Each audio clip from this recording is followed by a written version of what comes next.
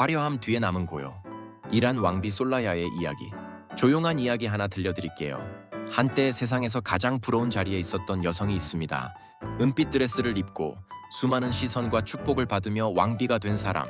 1951년 겨울 19살의 솔라야는 이란의 국왕과 결혼해 왕비가 되었습니다.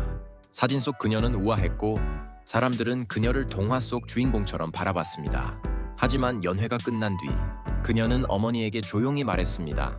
조금 긴장돼요. 어머니는 웃으며 대답했습니다. 곧 익숙해질 거야. 그때 그녀는 아직 너무 젊었습니다. 왕비라는 자리가 어떤 무게인지 충분히 알기에는 기대라는 이름의 압박, 왕실 생활은 화려했습니다. 연회, 외교 행사, 끊임없는 의전. 그러나 사람들의 질문은 늘 같았습니다. 후계자는 언제쯤? 웃으며 넘겼지만 그 질문은 마음 깊숙이 쌓여갔습니다. 왕실에서 왕비의 자리는 사랑만으로 유지되는 자리가 아니었습니다. 역할과 책임이 따르는 자리였습니다. 몇 해가 지나도 상황은 달라지지 않았고 궁 안의 공기는 조금씩 무거워졌습니다. 솔라야는 최선을 다했지만 어떤 일들은 의지로 해결되지 않습니다.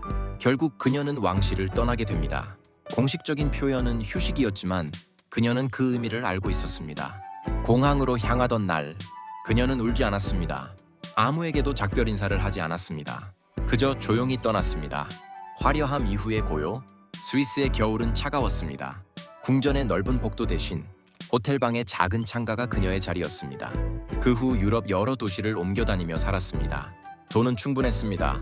하지만 마음을 나눌 사람은 많지 않았습니다. 그녀는 쇼핑을 자주 했습니다. 예쁜 옷과 보석을 사며 잠시 기분이 나아졌다고 합니다.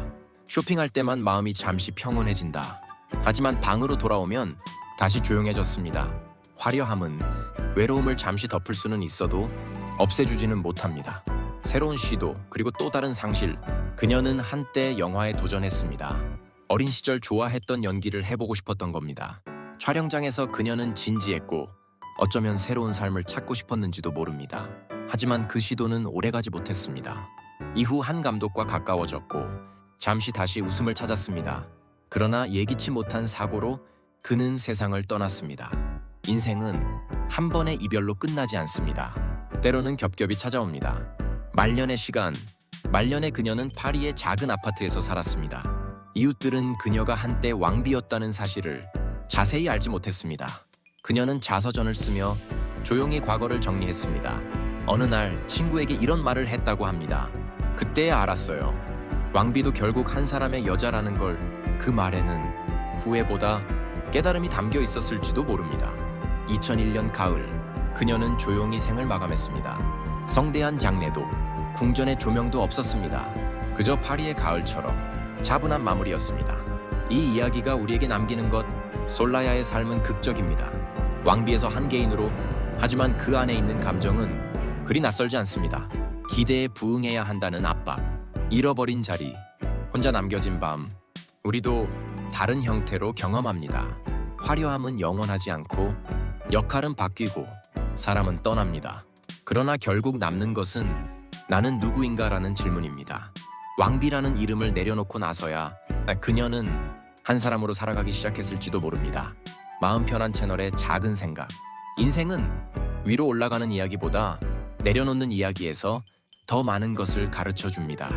우리는 종종 자리를 잃는 것을 실패라고 생각하지만 어쩌면 그것은 역할에서 벗어나 나로 돌아오는 과정일지도 모릅니다.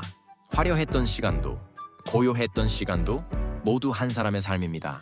오늘 우리가 붙잡고 있는 것들도 언젠가는 내려놓게 됩니다. 그때 내가 누구인지 잃지 않는 것이 더 중요하지 않을까요?